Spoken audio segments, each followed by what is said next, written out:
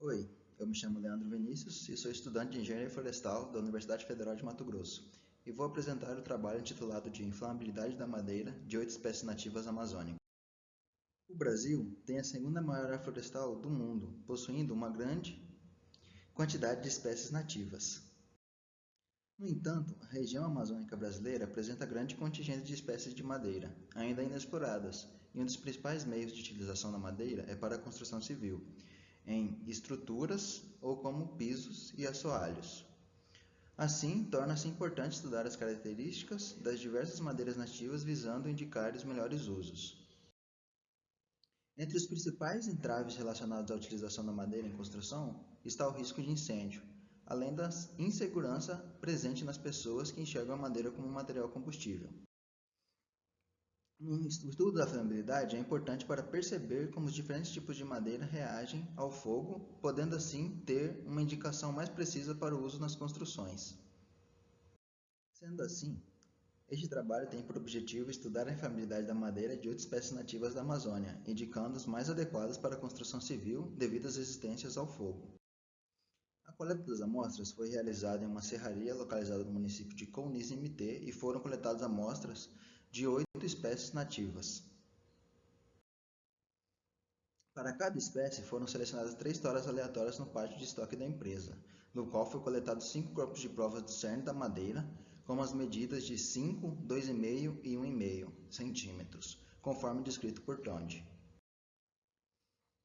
Os ensaios de fiabilidade em curto prazo foram realizados de acordo com os procedimentos descritos por Tondi.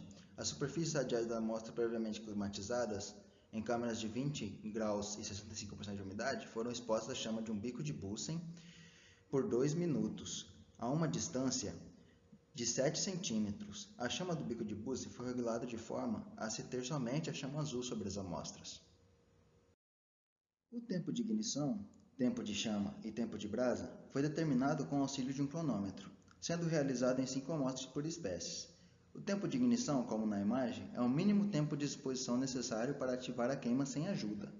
Já o tempo de chama, que é nessa segunda imagem, mede o tempo que a amostra requer para extinguir a chama após 2 minutos de contínua exposição à chama. E já o tempo de brasa mede o tempo necessário para a extinção completa quando não houvesse mais fumaça. Agora eu vou mostrar esse pequeno videozinho aqui para vocês, mostrando cada um desses 3 tempos. No início o tempo de ignição, depois dos 2 minutos, aí vem o tempo de chama, e por último, quando estiver completamente extinto, é o tempo de brasa.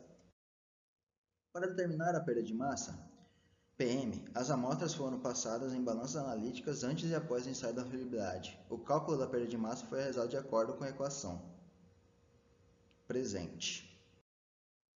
Para determinar a massa residual, foi usado 100% menos a perda de massa em porcentagem. O cálculo da massa residual foi realizado de acordo com essa equação.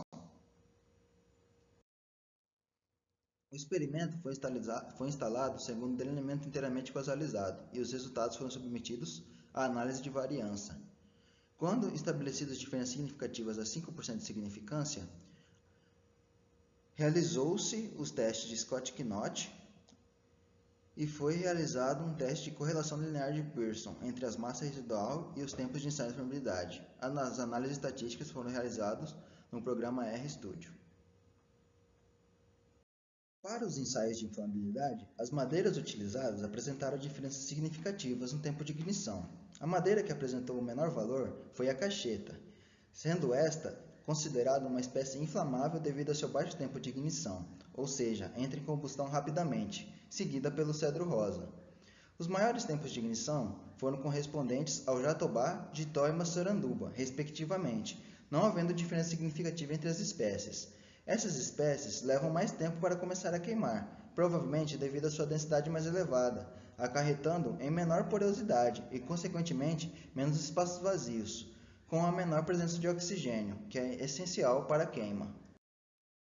Com relação ao tempo de chama, houve diferença significativa entre as 8 espécies avaliadas, com o cedro rosa apresentando o maior tempo.